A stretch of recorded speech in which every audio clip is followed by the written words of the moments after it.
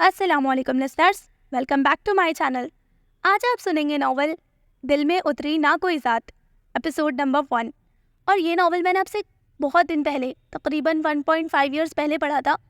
और मैंने इस नॉवल को बहुत टाइम से ढूंढ रही थी, मतलब मैं इसका नाम भूल गई थी, मुझे उसकी स्टोरी याद थी। अब अचानक से नया नॉवल मेरे सामने से गुजरा तो मैंने सोचा कि पढ़ा जाए। बहुत अच्छी स्टोरी है। बेसिकली स्टोरी ये है कि एक ख़ानदान की कहानी है। वहाँ पर एक रिवायत है कि बच्चों की शादी बचपन में ही तय कर दी जाती है, मतलब आपस में, ख़ानदान में।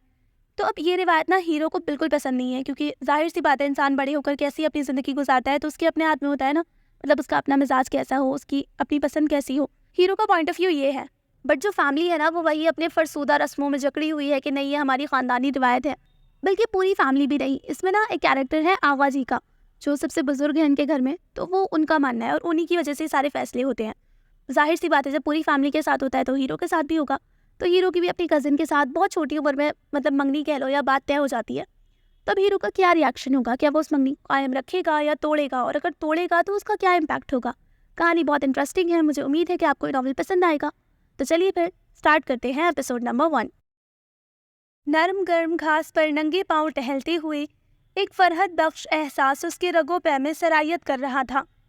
लेकिन अभी वो पूरी तरह लुत्फानंदोज़ भी ना हो पाई थी कि अंदर कहीं कॉल बेल की आवाज़ गूंजने पर टहलने का प्रोग्राम वक्ती तौर पर मुनक़ता करते हुए गेट पर चली आई। गो के अंदर से कोई मुलाजमा भी आ सकती थी, मगर चूंकि वो पहले से ही लॉन में टहल रही थी और इस वक्त इत्तेफाक से गेट के करीब ही थी, लिहाजा खुद ही चली आई।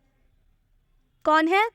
उसने सरसरी से अंदाज में पूछते हुए जवाब का इंतज़ार किए बगैर गेट खोल दिया। सामने ही एक दराज कदर चौड़े शानों वाला लंबा शख्स बड़े इश्तियाक से गेट खोलने वाले को देख रहा था। उसके कदमों के करीब दाएं जानिब अटैची केस और बाएं जानिब बड़ा सा सफरी बैग और उसके ऊपर चिस्पा बोर्डिंग कार्ड अपने दूर दराज के सफ़र की गवाही पेश कर रहे थे।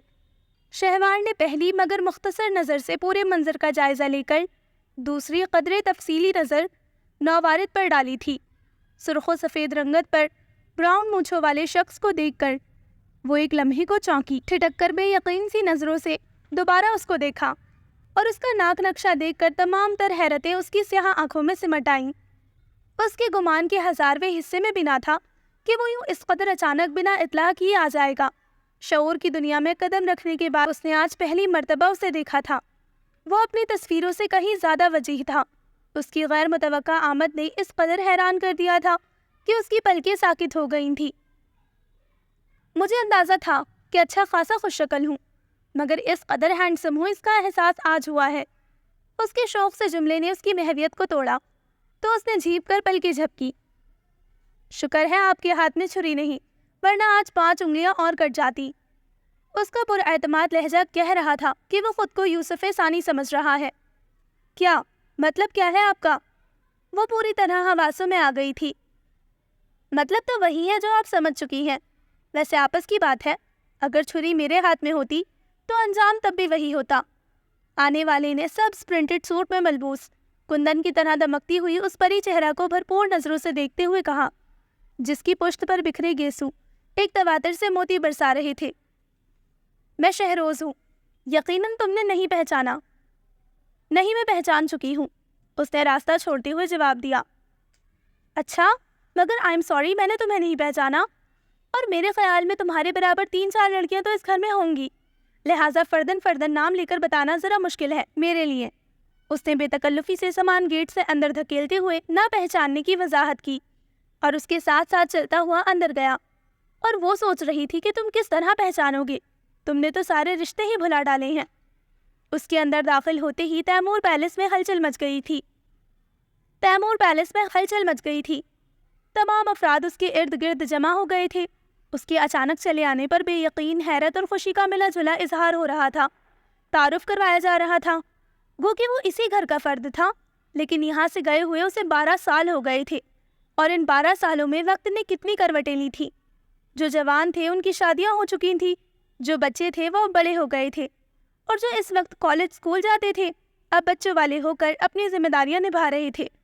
और फिर इन बरसों में आगा जी ने उसकी नाफरमानी के बायस उससे किसी किस्म का राब्ता भी तो ना रखा था, लिहाजा तारुफ नागुज़ीर हो गया। और जब छोटी चची ने नायाब, फरियाल और गुल का तारुफ करवाने के बाद कहा کہ یہ در شہوار ہے تو وہ کتنی ہی دیر اسے دیکھتا رہا، یوں جیسے اسے بے حد حیرت ہوئی ہو، جیسے اسے یقین نہ آ رہا ہو، جیسے اسے امید نہ ہو کہ وہ اب تک اس گھر میں موجود ہوگی۔ کچھ بھی تھا اس کی براؤن آنکھوں میں انوکھی سی چمک در آئی تھی جسے شہوار نے واضح طور پر محسوس کیا تھا۔ یہ تو میں گیٹ پر دیکھ کر ہی سمجھ گیا تھا کہ تم جو کوئی بھی ہو یقیناً مجھ سے کوئی تعلق رکھتی ہو۔ میں تو تم ہی سے متعلق تھی، مگر تم نے ہی… کسی تلخ سوچ کا تاثر اپنے چہرے پر بکھرنے سے پہلے ہی وہ وہاں سے اٹھ گئی۔ وہ وہاں بیٹھنا ہی نہ چاہتی تھی، مگر محض اس لیے بیٹھ گئی تھی کہ کہیں شہروز کو کسی غلط فہمی میں مبتلا نہ کر دے کہ اس کے فیصلے پر وہ ابھی تک ماتم کناں ہے۔ سب سے نظر بچا کر وہ برآمدے میں آ گئی۔ اس طرف آنا جانا ذرا کم ہی ہوتا تھا اور وہ اس وقت مکمل تنہائی چاہتی تھی۔ جب کبھی وہ بہت اپسیٹ ہوتی یہیں آ کر بیٹھتی۔ اب بھی وہ کین کی سفید کرسی پر سر ٹکائے کتنی ہی دیر خالی خالی نظروں سے سامنے دیکھتی رہی۔ پھر جانے کیا خیال آیا، سر جھٹک کر کھڑی ہو گئی۔ سامنے ہی لان کے آخری سرے میں مالی بابا پودوں کی کاٹ چھانٹ کر رہا تھا۔ وہ دھیان بٹانے کو ادھر آ گئی۔ کیاری میں پانی لگاؤں بابا؟ نہیں بیٹا، آپ تو شاید نہا کر نکلی ہیں، کپڑے خراب ہو جائیں گے، ویسے بھی ابھی مجھے کاٹ چھانٹ کرنی ہے۔ ایک بات پوچھوں بابا؟ اس نے رنگ برنگے پھولوں کو دیکھتے ہوئے پوچھا۔ ہاں ضرور۔ جب آپ کوئی نیا بیج بوتے ہیں تو کتنی توقعات آپ وابستہ ہو جاتی ہیں، اور جب نئی کوپلیں پھوٹتی ہیں، پھول پتے نکلتے ہیں تو کتنی خوشی ہوتی ہے۔ لیکن اگر کوپلیں پھوٹنے سے پہلے ہی خزاں ان کا مقدر بن جائے تو… بھلا ایسا کیوں ہوگا بیٹا؟ ہم محنت کرتے ہیں، کاٹ چھانٹ کرتے ہیں، پورا خیال رکھتے ہیں۔ ایسا ہوتا ہے بابا، کبھی کبھی پورا دھیان رکھنے کے باوجود طوفان کا کوئی ریلا انہیں کھلنے سے پہلے ہی نوچ ڈالتا ہے، اور پھر بدلتے موسموں پر ہمارا کیا اختیار۔ اس کے لہجے میں عجیب یاسیت تھی۔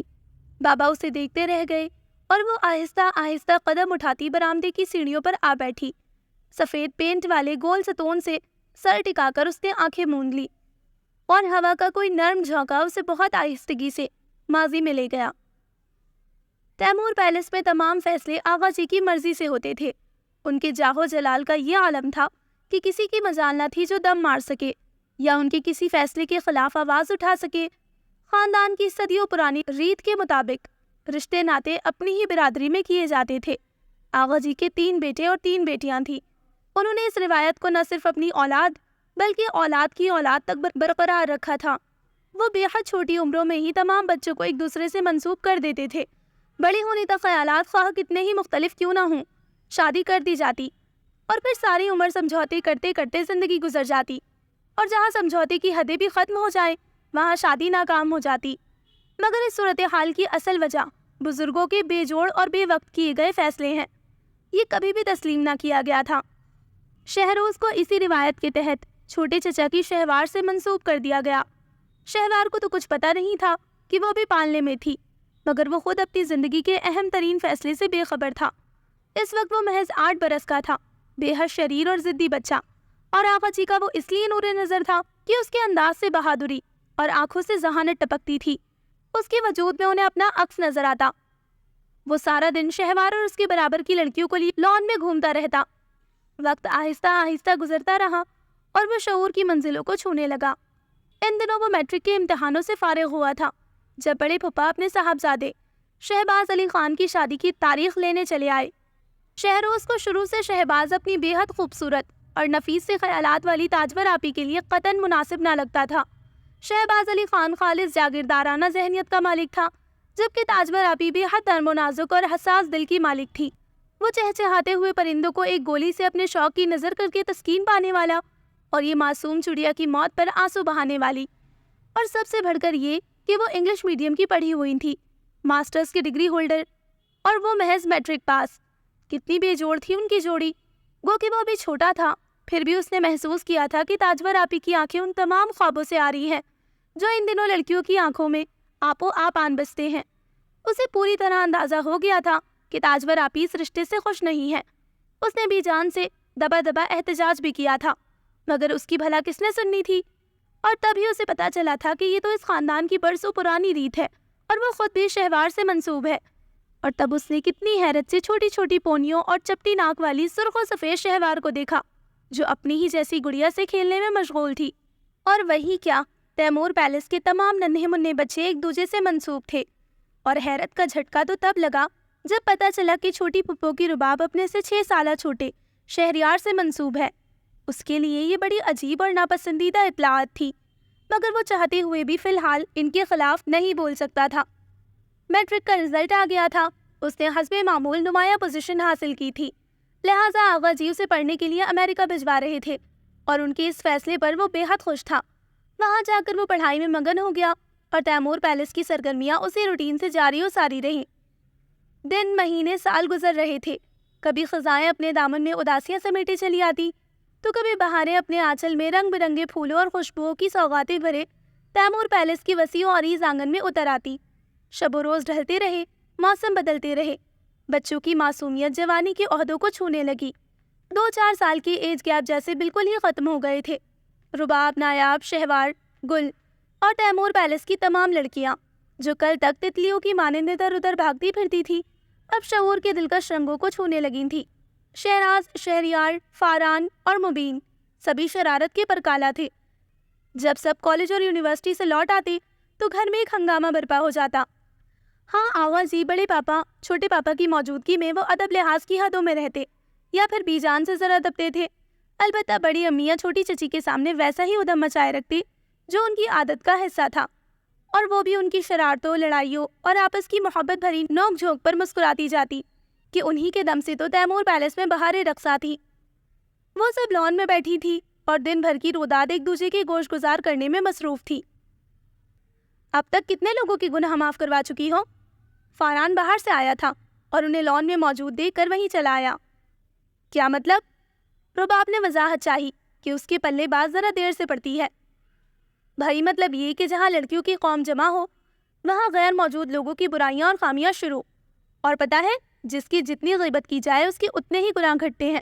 اس نے چیئر گھسیٹ کر بیٹھتے ہوئے اپنی بات کی وضاحت کی۔ خیر ایسی کوئی بات نہیں، ہم تو ادھر ادھر کی باتیں کر رہے ہیں۔ بڑی پھپھو کی تصویریں آئی ہیں انگلینڈ سے۔ گل نے اسے اپنا موضوع بتا کر مطمئن کرنا چاہا تھا۔ ایک تو تم لوگوں کا ادھر ادھر بھی امریکہ لندن سے کم نہیں ہوتا۔ کیوں شہوار؟ اس نے امریکہ کہتے ہوئے خصوصی طور پر شہوار کو مخاطب کیا تو وہ مسکرا دی۔ اب تو وہ اکثر ہی اس کا نام لے کر چھیڑنے لگی تھی اور اس کے گالوں پر گلابیاں اتر آتی۔ وہ جو 7 سمندر پار بیٹھا تھا دل کے کتنے قریب محسوس ہونے لگا تھا۔ کہو، کوئی چٹھی یا سندیسہ آیا شہر صنم سے؟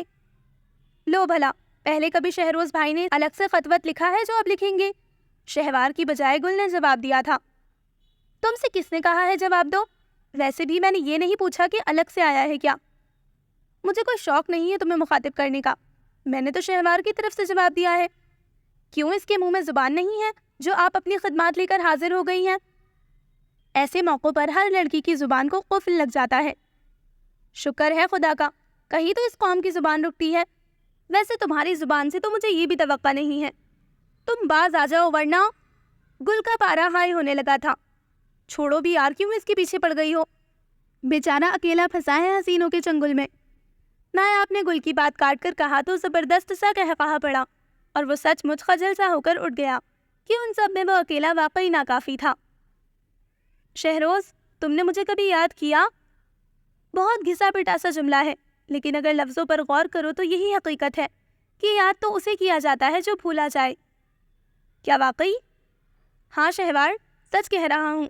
جاتے جاتے آغا جی نے ایک ایسی ریشمی ڈور سے باندھ دیا تھا جو بظاہر بہت نرم و نازک نظر آنے کے باوجود بہت مضبوط تھی۔ میں جو ذرا بھی ادھر ادھر ہونے لگتا تو وہ ریشم کی ڈور میرے پاؤں کی زنجیر بن جاتی اور میں اپنے محور کی طرف کھینچا چلا آتا۔ چاندنی رات کا سحر تھا یا اس کے لہجے کی گمبھیر تھا؟ شہوار مسحور سی ایک ٹک اسے دیکھے گئی۔ ایسے کیا دیکھ رہی ہو؟ کچھ بھی تو نہیں، اس نے جھیپ کر نظریں چرا لی۔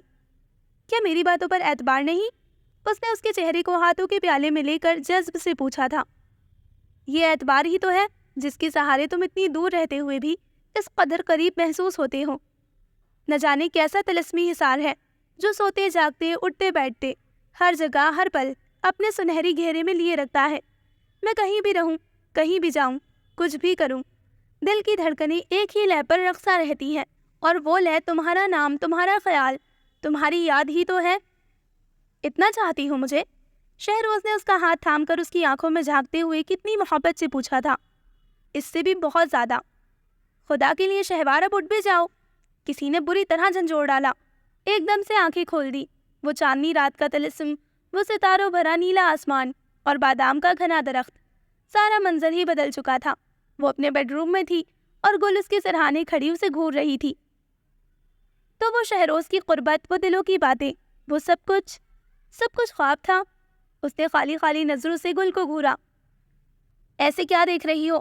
خود ہی تو کہا تھا کہ صبح جلدی جگا دینا، آج کالج میں تمہارا پہلا دن ہے۔ 2-3 دفعہ آوازیں دے چکی ہوں، لیکن تم نہ جانے کن سپنوں میں کھوئی ہوتی ہو کہ اب جھنجھوڑنے پر ہی اٹھی ہو۔ اسے اپنی جانب دیکھتے پا کر گل نے یاد دہانی کروائی تو اس کے ہونٹوں پر خوبصورت سی مسکراہٹ آ کر ٹھہر گئی۔ واقعی وہ کس قدر خوبصورت سپنوں میں کھوئی ہوئی تھی۔ اور اب تو اکثر یوں ہی ہوتا تھا، سوتے جاگتے، اٹھتے بیٹھتے، خوابوں میں، خیالوں میں ان براؤن آنکھوں کا سحر اسے اپنے طلسم میں جکڑے رکھتا۔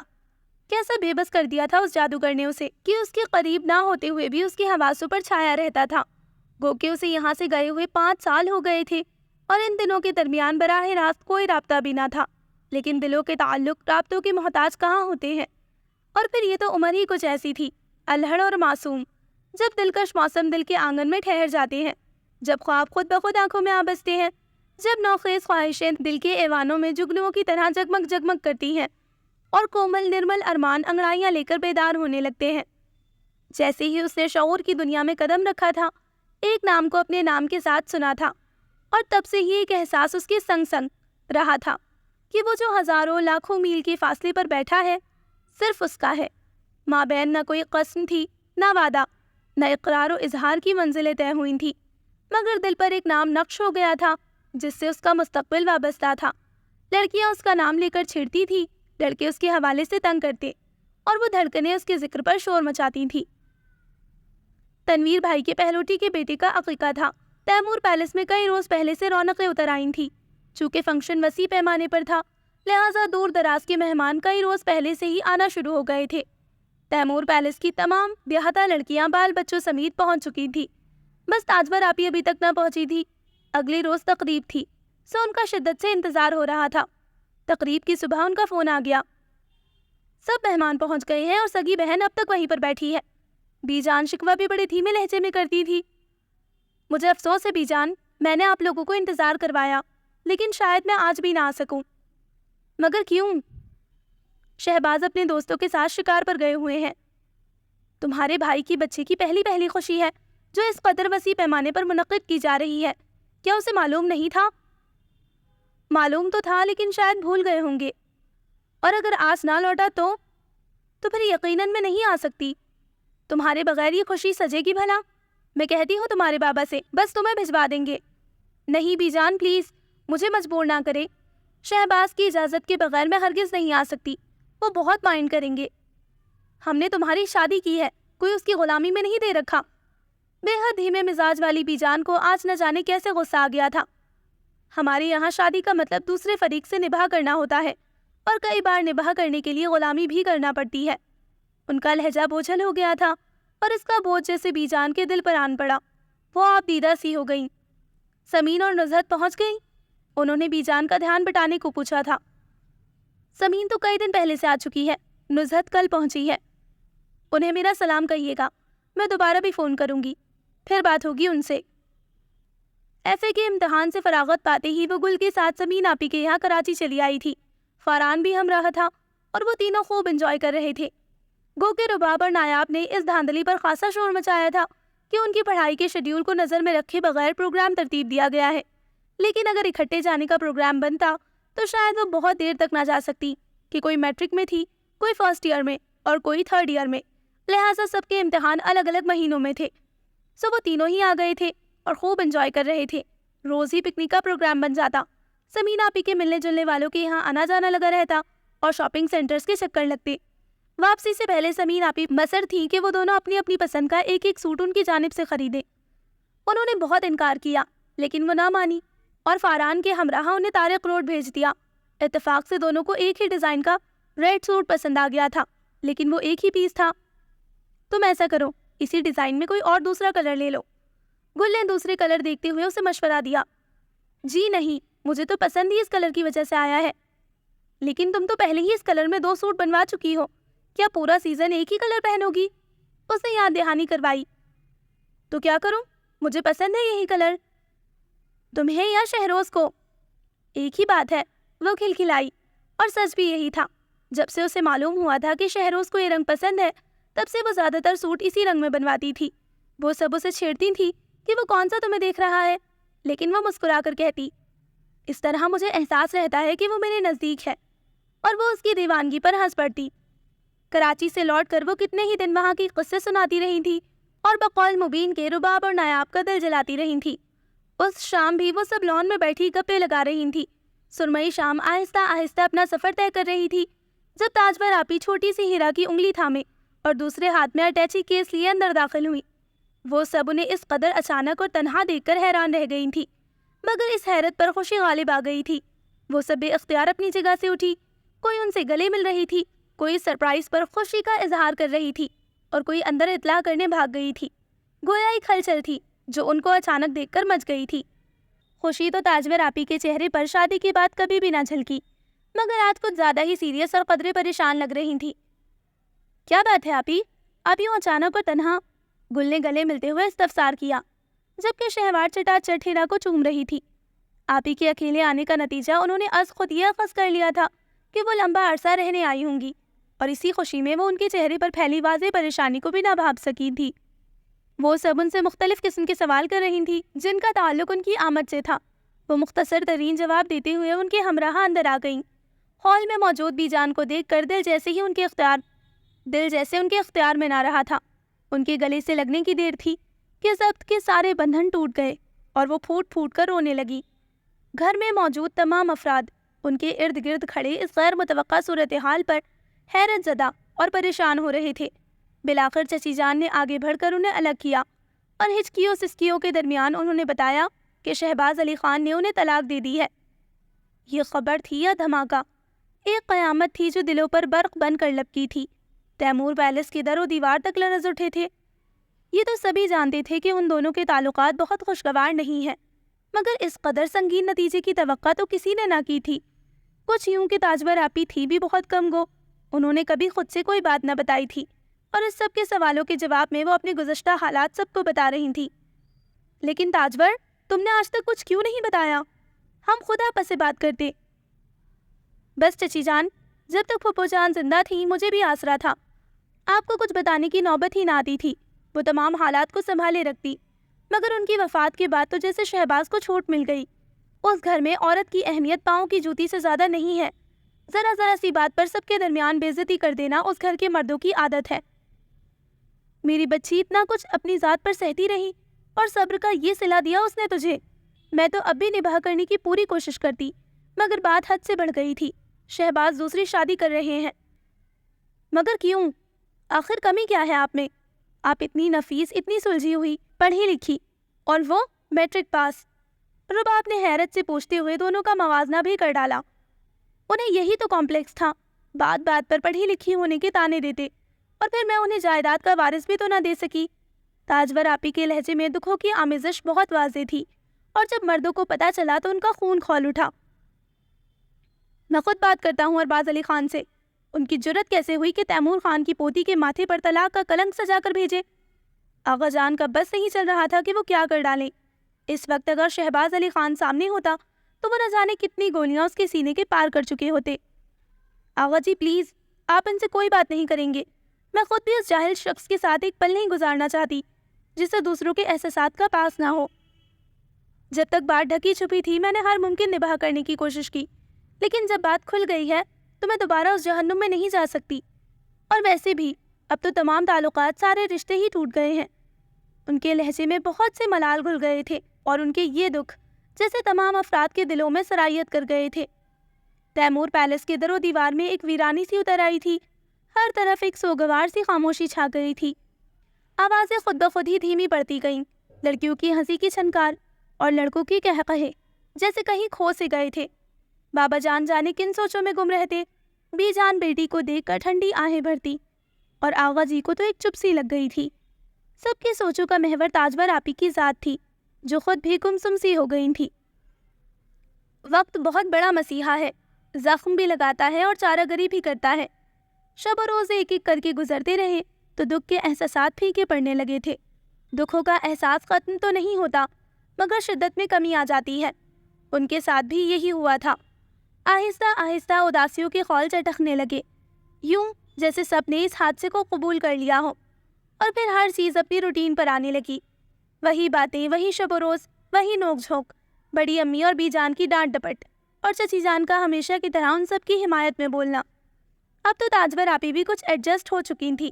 شب و روز ایک مخصوص روٹین سے گزر رہے تھے جب شہروز کی آمد کی خبر نے خوشگوار تبدیلی کی لہر پورے گھر میں دوڑا دی۔ اس کی تعلیم مکمل ہو چکی تھی اور وہ 2 ماہ کے اندر اندر واپس آ رہا تھا۔ نوجوان نسل کے ہاتھ ایک نیا موضوع لگ گیا تھا۔ پلاننگ ابھی سے شروع کر دی گئی تھی۔ شہروز بھائی کے آنے پر پکنک فلاں جگہ پر منائی جائے گی۔ شہروز بھائی کے آنے پر فنکشن اس طرح کا ارینج کریں گے۔ شہروز بھائی کو اوپر کا کارنر والا کمرہ سیٹ کر کے دیں گے۔ گویا ہر کوئی اپنے اپنے خیالات اور خواہشات کے مطابق اس کے استقبال کے پروگرام ترتیب دے رہا تھا۔ اور ایک وہ تھی جس نے زبان سے کچھ بھی نہ کہا تھا اور دل کی ہر دھڑکن اس کی منتظر تھی۔ آنکھوں میں ایک دم سے ڈھیروں خواب آن بسے تھے۔ عجیب کیفیت تھی اس کی۔ کبھی اس کے تصور سے گالوں پر گلابیاں اتر آتی تو کبھی آنکھوں میں انتظار کے رنگ نمایاں ہو کر پلکیں جھکانے پر مجبور کر دیتے، اور اس پر وقت کی رفتار بھی جیسے مدھم لگنے لگی تھی۔ وہ ایک عام سا دن تھا، لیکن تیمور علی خان کی 7 پشتوں میں ایسا دن کبھی روئے زمین پر نہیں اترا تھا۔ شہروز نے آنے سے پہلے آغا جی کے نام ایک خط بھیجا تھا۔ لکھا تھا: بہت محترم آغا جی، آداب۔ میں خیریت سے ہوں اور امید ہے کہ آپ سب بھی خیریت سے ہوں گے۔ اپنے پہنچنے کی اطلاع تو میں آپ کو فون پر دے چکا ہوں۔ یقیناً یہ خبر اب تک خوشی بن کر تیمور پیلس میں پھیل چکی ہوگی، اور سب سے زیادہ بی جان منتظر ہوں گی کہ 7 سال بیٹی کی جدائی سہنا کسی بھی ماں کے لیے آزمائش سے کم نہیں ہوتا۔ آغا جی، یہاں کی 7 سالہ زندگی میں میں نے بہت کچھ سیکھا ہے۔ مشاہدات اور تجربات کی بھٹی میں پک کر میرے شعور نے وہ پختگی حاصل کی ہے جو شاید میں وہاں اس سے دگنی مدت میں بھی نہ حاصل کر سکتا۔ یہ تمہید اسی لیے باندھ رہا ہوں کہ اولاد خواہ کتنی بھی میچور کیوں نہ ہو جائے، بزرگوں کی نظر میں ناسمجھ اور کم فہم ہی ہوتی ہے، بالخصوص اس وقت جب وہ ان کی پسند کے خلاف اپنی مرضی کے مطابق اپنے حق میں کوئی فیصلہ کرنا چاہے۔ ہمارے یہاں صدیوں سے رسم چلی آ رہی ہے کہ ادھر بچہ پیدا ہوا، ادھر اسے کسی سے منسوب کر دیا گیا، یہ سوچے بغیر کہ کل کو حالات و واقعات اس فیصلے پر کس طرح اثر انداز ہوں گے۔ جب کوئی بچہ پیدا ہوتا ہے تو اس کے وجود کے ساتھ ایک ذہن بھی جنم لیتا ہے۔ جو وہ بڑا ہوتا ہے، اس کا ذہن، اس کا شعور اس کے ہونے سے آگاہ کرتا ہے۔ وہ اپنے بارے میں جاننے لگتا ہے، وہ اپنی پسند سے کھاتا ہے، اپنی پسند سے پہنتا ہے، جو چیز اچھی لگتی ہے اسے اپناتا ہے، جو نہیں اچھی لگتی ہے اسے چھوڑ دیتا ہے۔ جب اسے اپنی پسند کے مطابق جینے کی اس حد تک آزادی دی جاتی ہے تو وہ حق جو ہمارے مذہب نے بھی دیا ہے اسے پہلا سانس لیتے ہی کیوں سلب کر دیا جاتا ہے، روایتوں کی زنجیروں میں کیوں جکڑ دیا جاتا ہے؟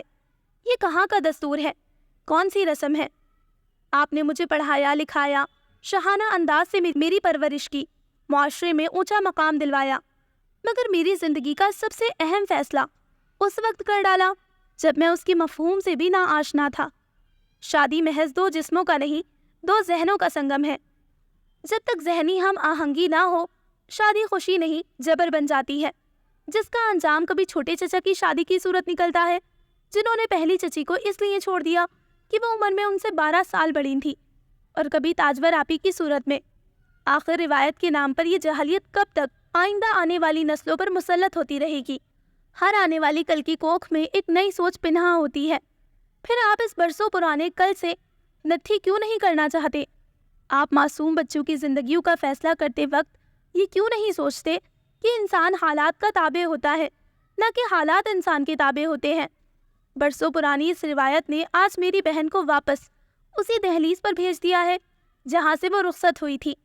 کل نہ جانے اس خاندان کی اور کتنی لڑکیاں اسی روایت کی بھیٹ چڑھ جائیں گی۔ لہٰذا اس کل کا فیصلہ آج کرنا ہوگا، اور اس کا آغاز میں کر رہا ہوں۔ اس جالحانہ رسم کو توڑتے ہوئے میں معذرت کے ساتھ لکھ رہا ہوں کہ مجھے شہوار سے شادی نہیں کرنی۔ میں اسے اس بندھن سے آزاد کرتا ہوں جو آپ نے باندھا تھا۔ آپ یہ مت سوچیے گا کہ پردیس میں رہ کر میں اپنے ملک کے رسم و رواج بھول گیا ہوں۔ میں یہ نہیں چاہتا کہ ہم اپنے فیصلے کلی طور پر خود کریں، کہ یقیناً بزرگوں کے فیصلے عمر و تجربات کی روشنی میں پرکھے ہوئے اور ہم سے ہر حال میں بہترین ہوتے ہیں، لیکن مجھے اتنا کہنا ہے کہ وہ خود کو تو اتنی مہلت دے لیا کرے کہ بچوں کے بڑے ہونے کا انتظار کرے اور پھر ان کی عادتیں اور پسند ناپسند کو دیکھتے ہوئے زندگی کے ہمسفر کا انتخاب کرے، تاکہ قدم قدم اکٹھے طے کرنے والا تمام سفر سہولت سے کٹ سکے۔ امید ہے آپ میری اس جرت کو نافرمانی سے تعبیر نہیں کریں گے۔ پھر بھی میں نے آپ کا دل دکھایا ہو تو اس گستاخی کے لیے معذرت خواہ ہوں۔ والسلام، فقط شہروز علی خان۔ کاغذ کے ایک ٹکڑے نے برسوں پرانے اصول توڑ ڈالے تھے۔ نیلی روشنائی سے بنے ہوئے چند الفاظ نے کئی پشتوں سے قائم شدہ روایتوں میں شگاف ڈال دیے تھے۔ شہروز کے ایک فیصلے نے صدیوں پرانے اصول روند ڈالے تھے۔ تیمور علی خان کتنی ہی دیر اس گلابی کاغذ کو دیکھتے رہے۔ ان کی آنکھوں کی لالی اور ہاتھوں کی کپکپاہٹ بتا رہی تھی کہ ان کا رد عمل کس حد تک شدید ہوگا۔ بعض راتیں بعض لوگوں کے لیے بڑی بے درد ہوتی ہیں، اپنے ہمراہ آنے والے وقت کے دامن میں چھپے دکھوں کی چھاپ لیے زمین پر اترتی ہیں۔ اس کے نصیب جیسی یہ سیاہ شب کتنے کرب سمیٹ لائی تھی، کتنی گہری چوٹ پڑی تھی شہوار کے دل پر۔ بیتے لمحے بند مٹھیوں سے خشک ریت کی طرح سے رکھ گئے تھے، ہاتھوں پر محض نشان رہ گئے تھے، غیر واضح اور دھندلے نشان۔ میں نے تمام عمر پورے فخر سے گزاری ہے، میری شخصیت میں کوئی جھول، کسی کمزوری کا شائبہ تک نہیں رہنے دیا، اور اب کتنی کاری ضرب پڑی ہے میری انا پر۔ یہ شکست، یہ لوگوں کی ہمدردیاں، یہ رحم، کیسے برداشت کروں گی میں یہ سب؟ یہ کون سی سلیب لاد دی ہے تم نے میرے کندھوں پر، جس کا بوجھ میری قوت سے بہت زیادہ ہے؟ اس نے اپنے ہاتھوں میں دبا ہوا خط ایک بار پھر کھولا اور نظریں پہلے سے پڑھی ہوئی تحریر کو پھر سے چھونے لگی۔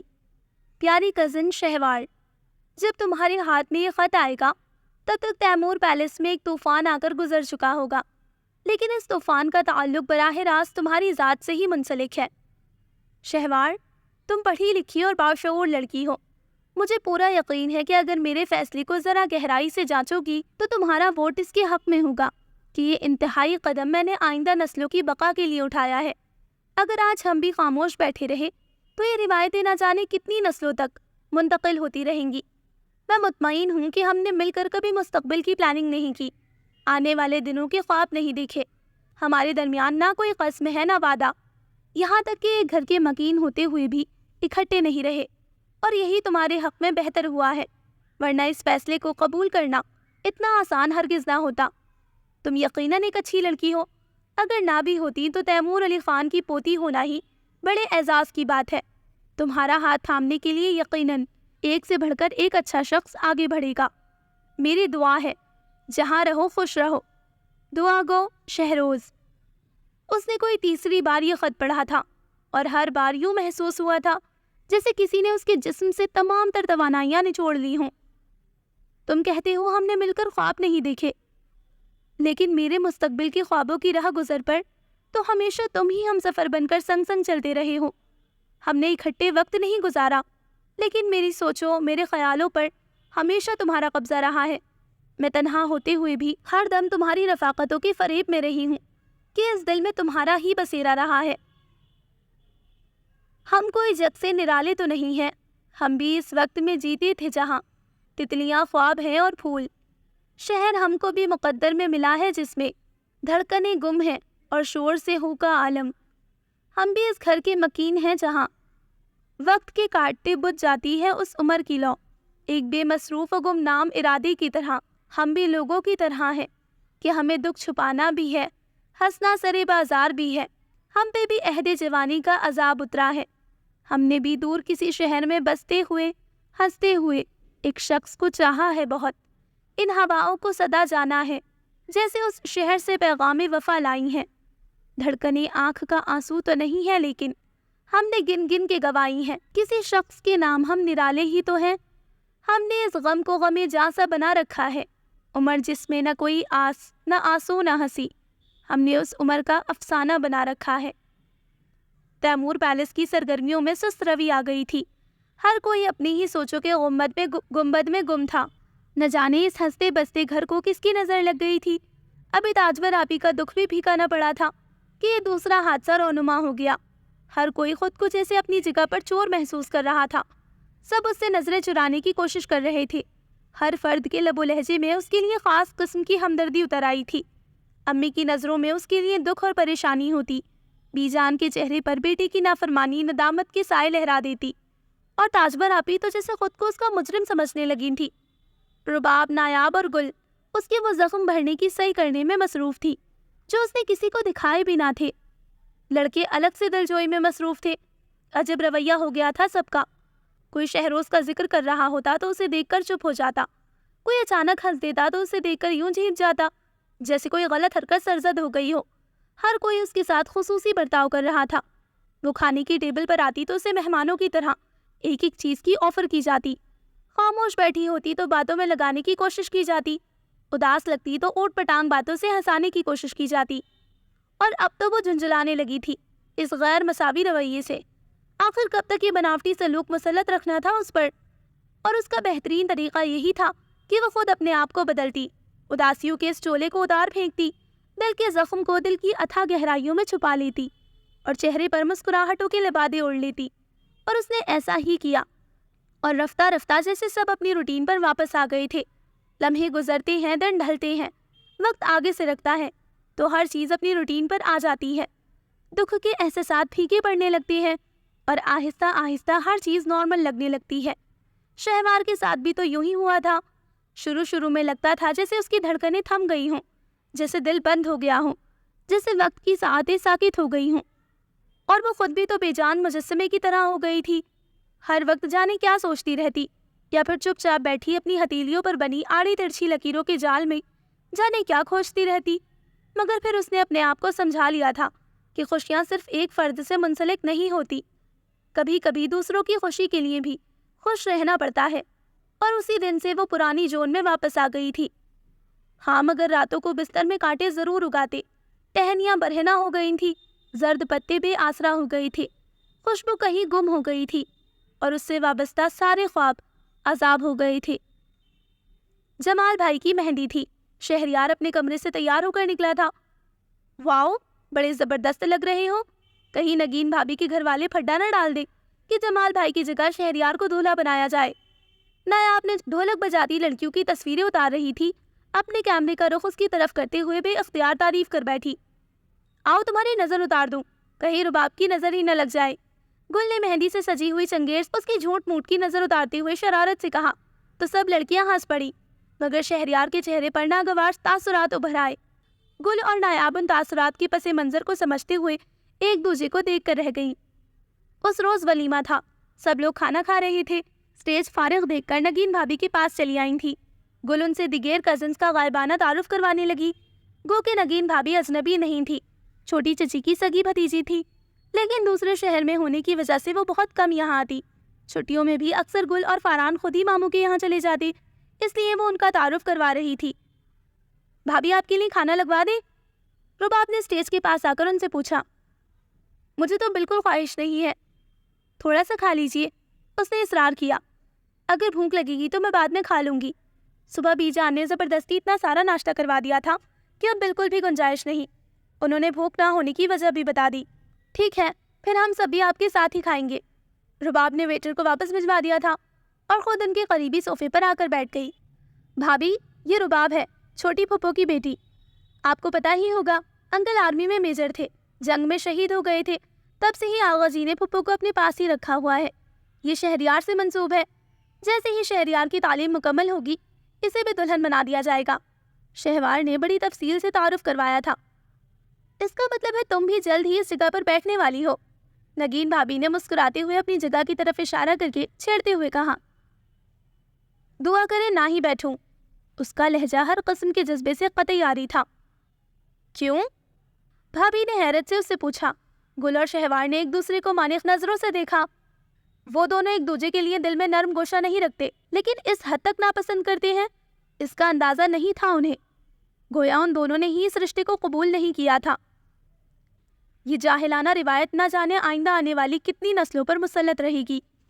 اسے شہروز کے خط کی ایک لائن یاد آ گئی تھی۔ شادی کے ہنگامے سرد پڑے تو ایک بار پھر پڑھائی میں جت گئی۔ ایم اے فائنل کے امتحان سر پر تھے، وہ پوری تندی سے تیاری کر رہی تھی۔ اس کا ارادہ CSS کرنے کا تھا، اس لیے وہ چاہتی تھی کہ ایم اے فرسٹ ڈویژن میں کرے، لہٰذا آج کل اسے کتابوں کے سوا کچھ نہ سوچتا تھا۔ امتحان ختم ہوئے تو جیسے ایک بوجھ سر سے اتر گیا۔ شروع کے چند دن تو وہ بہت خوش رہی، سارا دن سوکر گزارا، پھر امتحانوں کے باعث کتنے ہی رکے ہوئے کام نپٹائے، موویز دیکھی، رسالے پڑھے، اور پھر جیسے ہر چیز سے دل اکتا گیا اور وہی پرانے شب و روز لوٹ آئے۔ آج گوہر آ رہی ہے۔ صبح ناشتے کی ٹیبل پر نگین بھابی نے جمال بھائی کے ساتھ ساتھ گویا سبھی کو مطلع کیا۔ ارے ہاں، مجھے تو یاد ہی نہیں تھا، جمال بھائی نے سلائس پر جیم لگاتے ہوئے کہا۔ تبھی تو میں نے یاد دلایا ہے، 3 بجے ایئرپورٹ سے لے آئیے گا اسے، مگر میری تو آج بہت ضروری میٹنگ ہے، میں تو نہیں جا سکوں گا۔ تو پھر یہ ذمہ داری کسی اور کو سونپ دو، کہیں بچی اکیلی پریشان نہ ہو جائے، بی جان نے مشورہ دیا۔ ہاں وہ تو ہے بھی معصوم سی، ذرا کوئی لیٹ ہو گیا تو گھبرا جائے گی۔ چچی جان نے بھی گفتگو میں حصہ لیا۔ کیوں بھائی، تم لڑکوں میں سے کون فارغ ہے؟ جمال بھائی نے نیپکن سے ہاتھ پونچھتے ہوئے تمام لڑکوں سے بیک وقت پوچھا۔ فراغت تو خیر ہم جیسے سپوتوں کو کہاں نصیب ہوتی ہے، البتہ کوئی ضروری کام ہے تو حکم فرمائیے۔ مبین نے اپنے کپ میں فلاسک سے چائے انڈیلتے ہوئے، ساری بات تمہارے سامنے ہی تو ہو رہی ہے، گوہر کو لانا ہے ایئرپورٹ سے، تم میں سے کوئی جا کر لے آئے۔ نایاب نے اپنی پلیٹ پیچھے کھسکاتے ہوئے کہا۔ کتنے بجے کی فلائٹ ہے؟ شہریار نے پوچھا۔ 3 بجے کی۔ ٹھیک ہے، میں لے آؤں گا، اس نے اپنی کرسی پیچھے گھسیٹتے ہوئے فراخ دلانہ آفر کی۔ تو بھابھی کے ساتھ باقی سب بھی مطمئن ہو گئے۔ گوہر کا ایڈمیشن فاطمہ جناح میڈیکل کالج میں ہوا تھا اور وہ ہاسٹل میں رہنے کے لیے آئی تھی، مگر بی جان اسے کہاں ہاسٹل میں رہنے دیتی، ایک تو وہ بھابھی کی بہن تھی، دوسرے چچی کی بھانجی، دوہرے رشتے تھے، پھر اتنے بڑے گھر میں بھلا کون سی جگہ کی کمی تھی۔ دیکھو بیٹی، گھر کے ہوتے ہوئے لڑکیاں باہر رہیں گی اچھا نہیں لگتا، تمہاری امی سے تمہاری خالہ نے بات کر لی ہے فون پر، انہیں کوئی اعتراض نہیں ہے، لہٰذا اب تم یہی رہو گی۔ انہوں نے بڑی محبت سے اسے سمجھایا تھا اور وہ خوشی سے راضی ہو گئی تھی۔ پچھلے کئی دنوں سے گھر میں کھچڑی پک رہی تھی۔ شہوار نے محسوس کیا تھا کہ بزرگوں کے درمیان کوئی خاص موضوع زیر بحث ہے۔ رات کو بھی ہال کمرے میں دیر تک ان کی میٹنگ ہوتی رہتی، اور اب جو خبر اڑتے اڑتے اس تک پہنچی تھی وہ اسی کے متعلق تھی۔ گل نے کل ان کی باتیں سن لی تھی۔ بی جان چچی جان کو بتا رہی تھی کہ شہباز خان کے گھر والے شہوار کے لیے کئی بار پوچھ چکے ہیں اور اس جمعے کو باقاعدہ پیام لے کر آ رہے ہیں، اور آغا جی نے یہ پیام منظور کرنے کا ارادہ کر لیا ہے۔ شہباز علی خان آغا جی کے کزن کا نواسا تھا، وہ اسے 1-2 بار دیکھ چکی تھی، اچھا خاصا وجیح شخص تھا، لیکن وہ کسی کی وجاہت سے کیا متاثر ہوتی، اس کے دل میں تو جیسے اس جذبے کی کوئی رمق ہی باقی نہ رہی تھی، اس کے احساسات تو جیسے مردہ ہو چکے تھے۔ بے شک بظاہر وہ بہت پرسکون اور نارمل دکھائی دیتی تھی، لیکن کومل جذبوں پر جو کاری ضرب لگی تھی اس کی ٹیسیں رہ رہ کر اب تک اٹھتی تھی۔ اگلے روز علی ہو صبح وہ آغا جی کے کمرے میں تھی۔ آغا جی، مجھے ابھی شادی نہیں کرنی، اس سے سلام اور 1-2 رسمی سی باتوں کے بعد بنا کسی بھی تمہید کے اپنے دل کی بات کہہ دی۔ اس کی بات پر آغا جی کتنی ہی دیر بڑے غور سے اسے دیکھتے رہے۔ وہ سمجھ گئے تھے کہ گھر میں جو موضوع زیر بحث ہے وہ اس سے باخبر ہو چکی ہے۔ اس کی وجہ کچھ بھی نہیں ہے، بس فی الحال آپ میرے بارے میں کچھ بھی نہ سوچیں، کچھ عرصے بعد آپ میرے بارے میں جو بھی فیصلہ کریں گے مجھے منظور ہوگا، لیکن ابھی نہیں۔ اگر کوئی خاص وجہ نہیں ہے تو کیا ضرورت ہے خواہ مخواہ لیٹ ہونے کی، لڑکیاں وقت پر اپنے گھروں کی ہو جائیں، یہی ان کے لیے اچھا ہوتا ہے۔ آغا جی، گل، نایاب اور رباب بھی تو تقریباً میری ہی عمر کی ہے، جب وہ ابھی تک بیٹھی ہیں تو مجھے رخصت کرنے کی آپ کو کیا جلدی ہے؟ وہ باقاعدہ بحث پر اتر آئی تھی۔ دیکھو بھائی، وہ سب منسوب ہیں، گھر کے لڑکے لڑکیاں ہیں، جس کی جب مناسب سمجھیں گے چند دنوں میں شادی کر دیں گے، مجھے ان کے متعلق کوئی فکر نہیں ہے۔ جہاں تک رباب کا تعلق ہے تو شہریار عمر میں اس سے چھوٹا ہے، ابھی وہ پڑھ رہا ہے، جیسے تعلیم مکمل کر لے گا رباب کی شادی کر دیں گے۔ بس اگر پریشانی ہے تو تمہارے متعلق، میں چاہتا ہوں کہ جلد از جلد تمہارے فرض سے سبق دوش ہو جاؤں۔ انہوں نے خلاف معمول تحمل سے اس کی بات سنی تھی اور بڑی تفصیل سے جواب دیا تھا۔ آغا جی پلیز میری ایک بات مان لیجئے، مجھے کسی کا پابند مت کریں، میرے متعلق تمام فیصلے کرنے کا اختیار آپ کو ہی ہے۔ میں آپ سے یہ بھی نہیں پوچھوں گی کہ وہ کون ہے، کہاں ہے یا کیسا ہے، لیکن ابھی آپ مجھ کو کچھ مہلت دے دیجئے پلیز۔ اس کے لہجے میں اس قدر التجا تھی کہ انہیں مانتے ہی بنی۔ ہماری وجہ سے تمہارے ساتھ پہلے ہی زیادتی ہوئی ہے، گو کہ اس کی سزا ہم اس نافرمان کو اس گھر میں کبھی قدم نہ رکھنے کا حکم دے کر دے چکے ہیں، لیکن اس کے باوجود ہم تم سے شرمسار ہیں، لہٰذا تم سے کبھی زبردستی نہیں کریں گے۔ جاؤ اور کسی قسم کی فکر نہ کرو، ویسے ہی ہوگا جیسے تم چاہو گی۔ شکریہ آغا جی، آپ نے میرا بھرم رکھ لیا۔ اس کی آواز بھر آ گئی، وہ تیزی سے باہر نکلنے لگی تھی، مگر پھر کچھ سوچ کر پلٹ آئی۔ آپ سے ایک بات کی اجازت لینا تھی۔ اب کون سی بات ہے؟ اگر آپ برا نہ مانے تو میں کسی اسکول میں جاب کر لوں؟ اس نے بہت جھجکتے ہوئے پوچھا کہ اس سے پہلے اس خاندان کی کسی لڑکی نے کب جاب کی تھی۔ مگر تمہیں ضرورت کیا ہے جاب کرنے کی؟ ضرورت تو کوئی نہیں، بس یوں ہی وقت گزاری کے لیے، اس نے ڈرتے ڈرتے وضاحت کی۔ اچھا ٹھیک ہے۔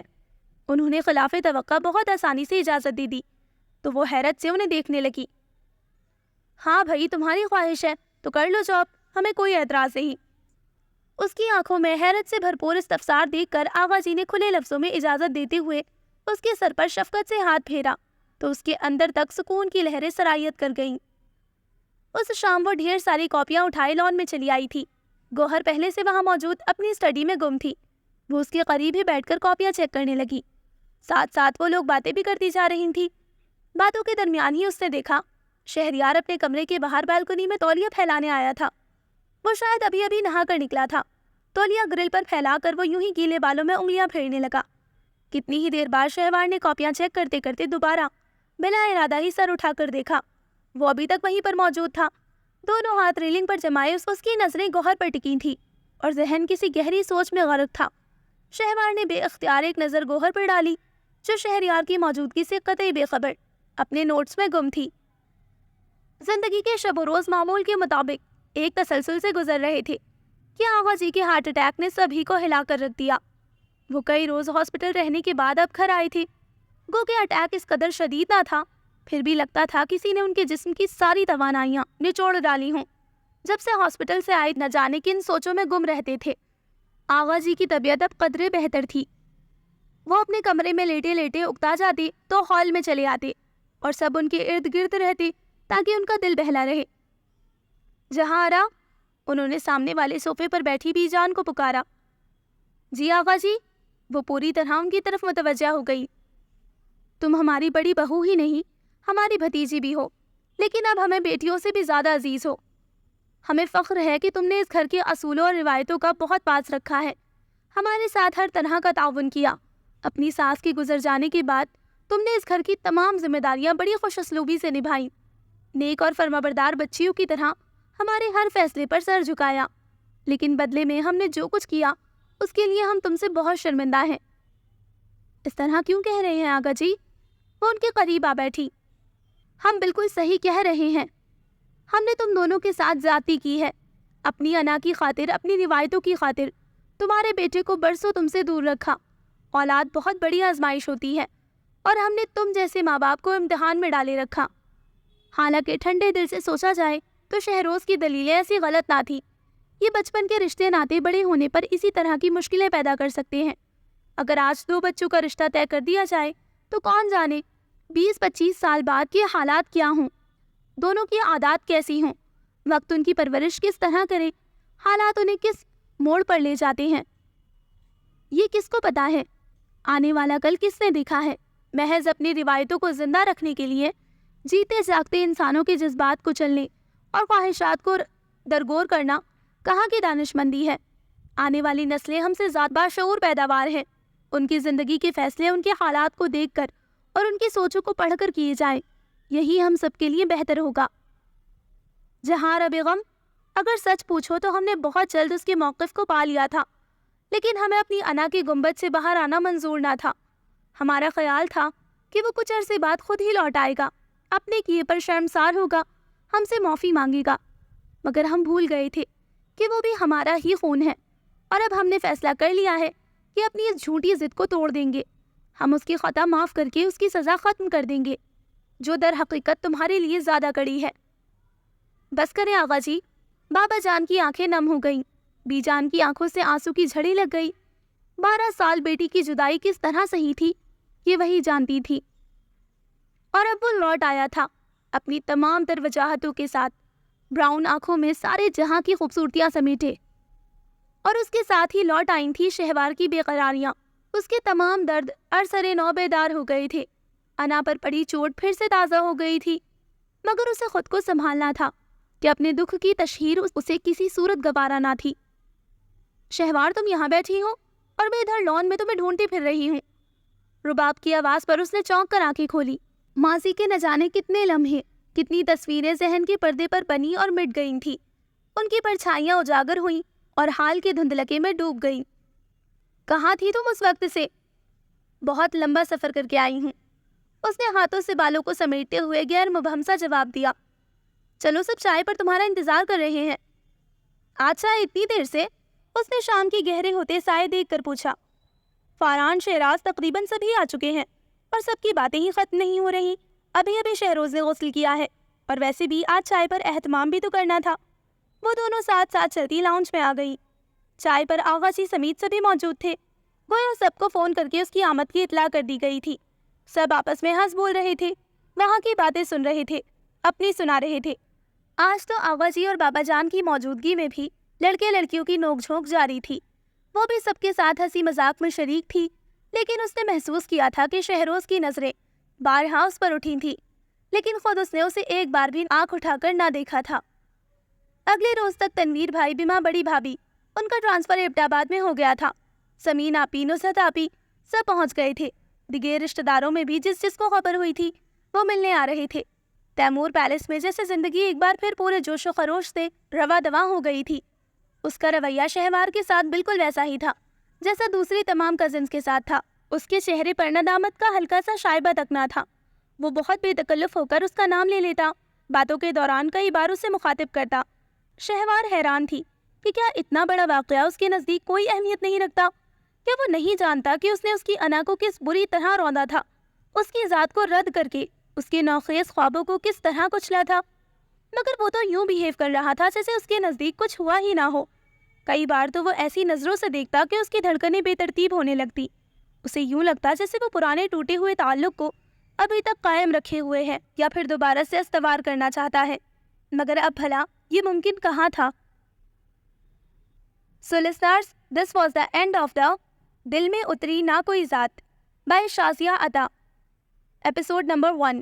انشاءاللہ جلد ملتے ہیں لاسٹ ایپیسوڈ کے ساتھ۔ آج کا ایپیسوڈ بہت اچھا تھا، مجھے امید ہے بلکہ یقین ہے کہ آپ کو بھی پسند آیا ہوگا۔